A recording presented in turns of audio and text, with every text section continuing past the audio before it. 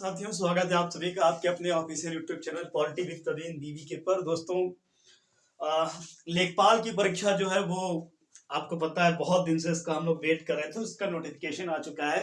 हम सब जोरों शोरों से तैयारी में जुटे हुए हैं। दरअसल तैयारी तो हम कर रहे हैं, लेकिन हमें ये नहीं पता कि पढ़ना क्या है। This is not for everyone, लेकिन सारा बच्चा ईमानदारी से अपने लिए तैयारी करता है। इसमें कहीं किसी प्रकार की कोई शंका की बात नहीं है। हर लड़का नौकरी पाने के लिए ही पढ़ता है। लेकिन दोस्तों, होता क्या है कि कंपटीशन के दौर में हम ये सोचते हैं कहीं हम चूक ना जाएं, कहीं हमसे गलती ना हो जाए।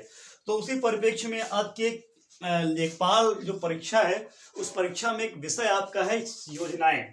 और इस योजनाओं में दिया हुआ है उत्तर प्रदेश सरकार और केंद्र सरकार की प्रमुख योजनाएं। तो दरअसल योजनाओं की संख्या तो बहुत ज्यादा है, तो इन्हें प्रिपेयर कैसे करें, ऐसा मन में बहुत आता है। देखिए, किसी भी परीक्षा की तैयारी करने से पहले एक बार अगर प्रश्न के प्रारूप को देख लिया जाए तो कहीं ना कहीं कुछ हद तक परीक्षाएं जो होती है वो हमारे लिए आसान हो जाती है। अगर मैं योजनाओं की बात करूं तो योजनाओं को तैयार करने से पहले मैं देखना कि योजना से प्रश्न कैसे बनते हैं। तो योजनाओं से प्रश्न तो बहुविकल्पीय बनते हैं और या फिर कभी कभी स्टेटमेंट दे देते हैं। दो तरीके से प्रश्न बनाएंगे। और बहुविकल्पीय में क्या बनाते हैं प्रश्न?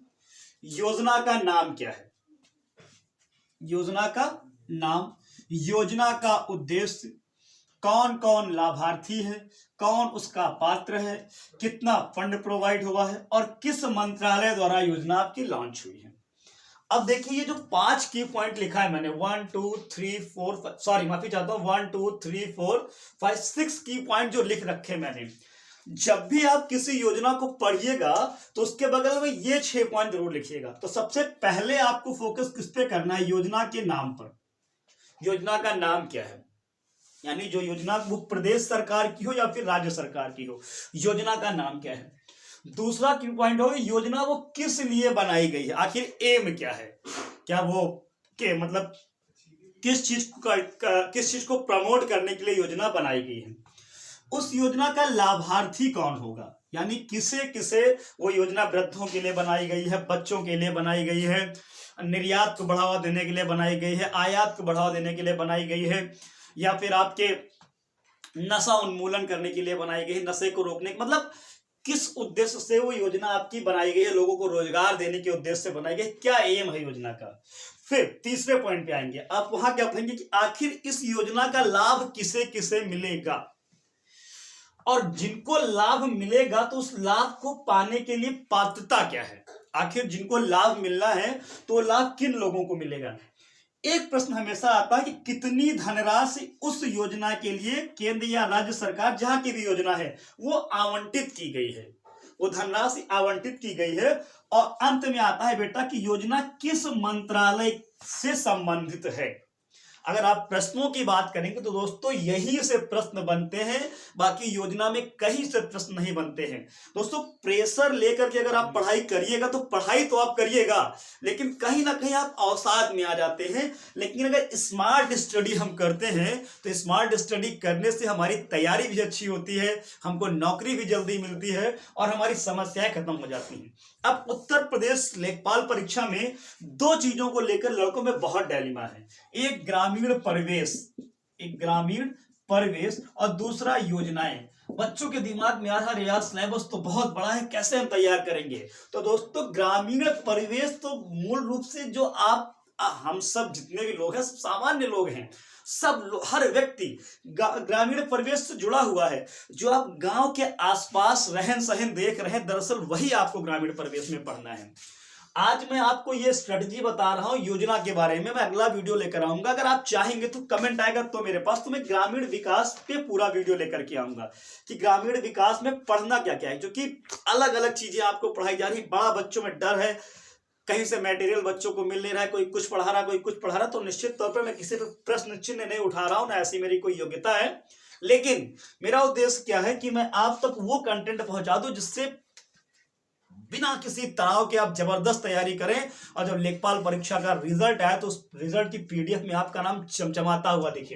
तो दोस्तों, उत्तर प्रदेश सरकार की प्रमुख योजनाएं हैं और केंद्र की योजना, यानी केंद्र और राज्य की दोनों योजनाएं पढ़नी है। तो आप सबसे पहले आप क्या काम करेंगे कि जो 2021 में जितनी योजनाएं हैं सबसे पहले आप उन योजनाओं को पढ़िएगा। 21 के बाद 20 और 20 के बाद 19, इन 3 साल की योजनाओं को आपको पढ़ना है। अब बोलेंगे सर 3 साल की योजना आपने बता दिया। दोस्तों कट थ्रोट कंपटीशन है, पता ना, गला काट प्रतियोगिता चल रही इस समय। आप किसी से भी तैयारी में, हो सकता है कोई लड़का वो 5 साल की योजनाएं रट के बैठा हो सकता है। इसीलिए मैंने कहा अच्छा सारी योजनाएं नहीं पढ़नी है। मैं अब इस वीडियो के बाद में एक वीडियो बनाऊंगा जिसमें मैं आपको मैक्सिमम योजनाओं का नाम दे दूंगा कि आपको कौन कौन सी योजनाएं पढ़नी है कायदे से उत्तर प्रदेश लेखपाल के लिए, केंद्र की कौन सी योजना है और राज्य की कौन सी योजना है। तो आप शुरुआत करेंगे 21 से, 21 के बाद आप 20 पे आएंगे, 20 के बाद 19 पे आएंगे। उन्हीं योजनाओं को पढ़ेंगे जो योजनाएं चर्चा में रही हैं। जैसे आपको देखिए इस समय ई श्रम कार्ड बना है, मुख्यमंत्री भरण पोषण योजना, कोरोना काल में आपकी बाल सेवा योजना आई है, हौसला, मतलब ऐसी योजनाएं जो लगातार सरकार के द्वारा चर्चा का विषय बनी है। हमेशा एग्जामिनर प्रश्न वही से उठाता है दोस्तों।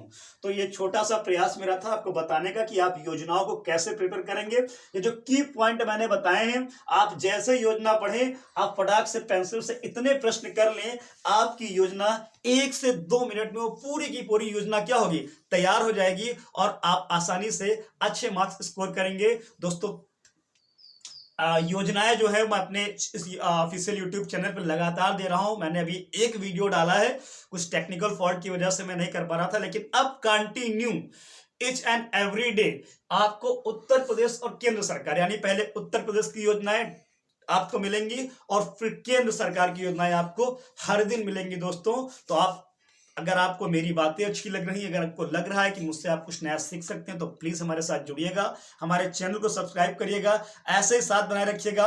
ग्रामीण परिवेश में क्या पढ़ना है अगला वीडियो में लेकर के आपके बीच में आऊंगा। मिलते हैं आपसे अगले वीडियो में, तब तक के लिए जय हिंद जय भारत।